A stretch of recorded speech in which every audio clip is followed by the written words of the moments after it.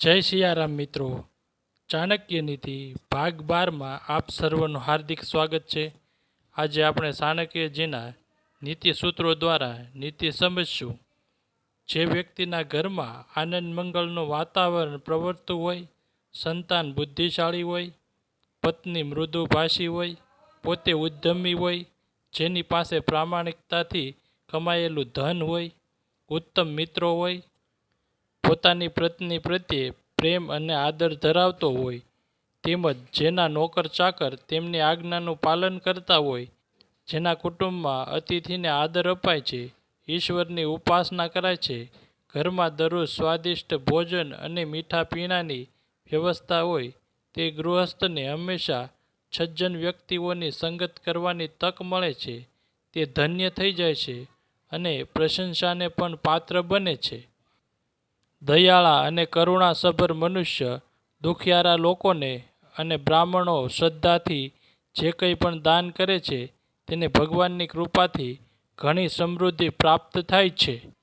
જે શાણા પુરુષો પોતાના ભાઈ બંધુઓ સાથે સજ્જનતાપૂર્વક અને નમ્રતાથી વર્તે છે, બીજાઓ પ્રત્યે દયા રાખે છે અને દુર્જન સાથે જેવા સાથે તેવાની જેમ વર્તે છે, સજ્જન વ્યક્તિને આદર આપે છે, પાપી વ્યક્તિ પ્રત્યે કડક વલણ રાખે છે અને વિદ્વાન સાથે સરળતાથી વર્તે છે, શક્તિશાળી લોકો સાથે વીરતા અને પરાક્રમથી કામ લે છે, ગુરુ, માતપિતા અને આચાર્ય પ્રત્યે સહનશીલ થઈ વ્યવહાર કરે છે અને સ્ત્રીઓ પર અંધવિશ્વાસ ન મૂકતા તેમની સાથે ચાલાકીથી વર્તે છે. તેઓના કારણે જ આ સંસારનો કાર્યવ્યવહાર ચાલે છે. જેના હાથે ક્યારેય દાન કર્મ નથી થયું, એટલે કે જેણે કદી જીવનમાં ક્યારેય દાન કર્યું જ નથી, કાન વડે વિદ્વાનોના વચન કદી સાંભળ્યા જ નથી, નેત્રોથી સજ્જન પુરુષોના દર્શન નથી કર્યા, પગપાળા યાત્રાધામોની યાત્રા નથી કરી, અન્યાય થકી ધન ભેગું કરીને જીવન જીવનારી વ્યક્તિ આટલું કર્યા પછી પણ જો સમાજમાં ગર્વભેર જીવતી હોય, તો ચાણક્ય તેને શિયાળ જેવી નીચ વ્યક્તિ ગણાવે છે. તેઓ કહે છે કે તું નીચ કરતાં પણ નીચ છે, એટલે શક્ય તેટલી જલ્દીથી તારા નીચ શરીરનો ત્યાગ કરી દે. આ દ્વારા તેમનું કહેવું છે કે આવા જીવન કરતાં મૃત્યુ મેળવવું ઉત્તમ છે. જો કરેલના છોડ પર પાંદડા ન ઉગે તો એમાં વસંત ઋતુનો શું વાંક છે? ઘુવડને ધોળા દિવસે કશું દેખાય નહીં, તેમાં સૂર્યનો શું વાંક છે? ચાતકની સાંજમાં વરસાદનું પાણી ન પડે, તેમાં વાદળનો શું વાંક છે? આ બધું પૂર્વ નિશ્ચિત જ હોય છે. જગતનું નિર્માણ કરનારા બ્રહ્માએ મનુષ્યના ભાગમાં જે લખ્યું છે તેને કોઈ પણ ભૂંસી શકતું નથી.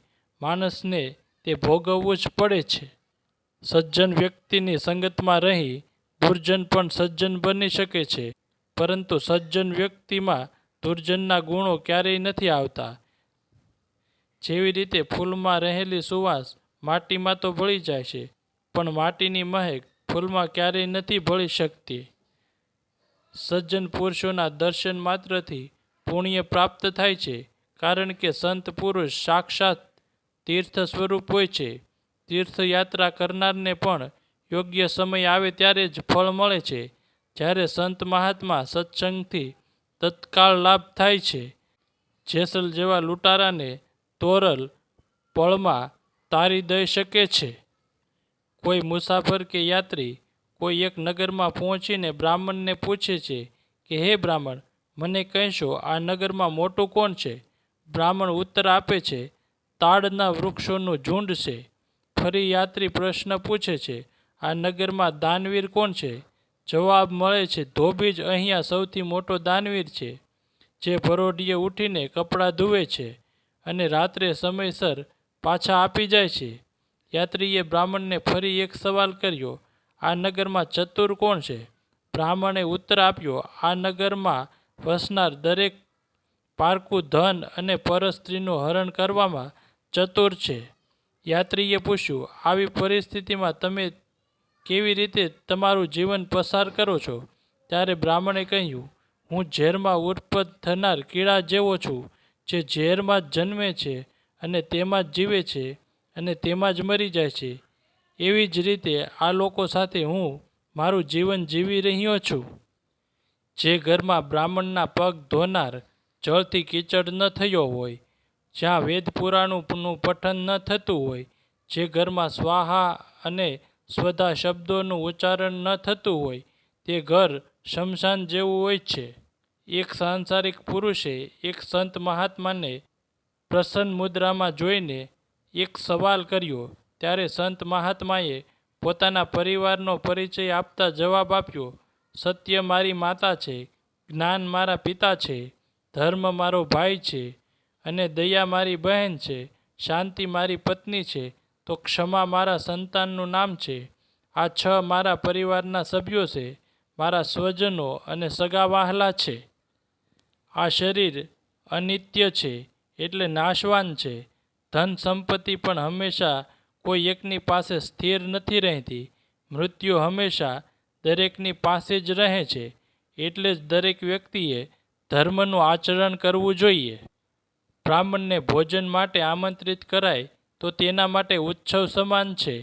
ગાયને તાજું ઘાસ મળી જાય તો તેના માટે તહેવાર સમાન છે. પતિનો ઉત્સાહ વધે તો પત્ની માટે ઉત્સવ જેવું હોય છે. મારા માટે તો શ્રી કૃષ્ણ ચરણોમાં લીન થવું જ ઉત્સવ જેવું છે.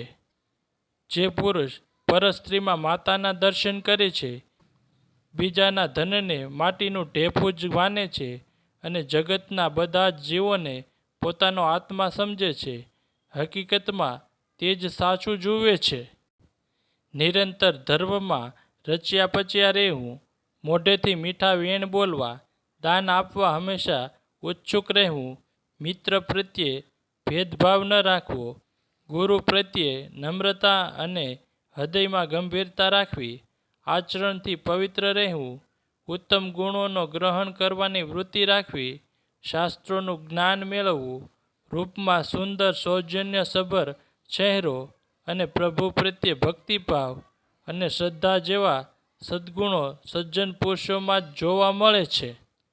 કલ્પવૃક્ષ જે બધાની ઈચ્છા પૂરી કરે છે તે લાકડાનું હોય છે. સુમેરુ એક પર્વત છે, ચિંતામણી માત્ર એક પથ્થર છે. સૂર્ય પ્રચંડ કિરણોવાળો છે, ચંદ્રમાની કળા ક્ષીણ થતી રહે છે. સમુદ્ર ખારો હોય છે, કામદેવનું કોઈ શરીર જ નથી. દાનવીર રાજા બલિ હકીકતમાં એક દૈત્ય જ છે.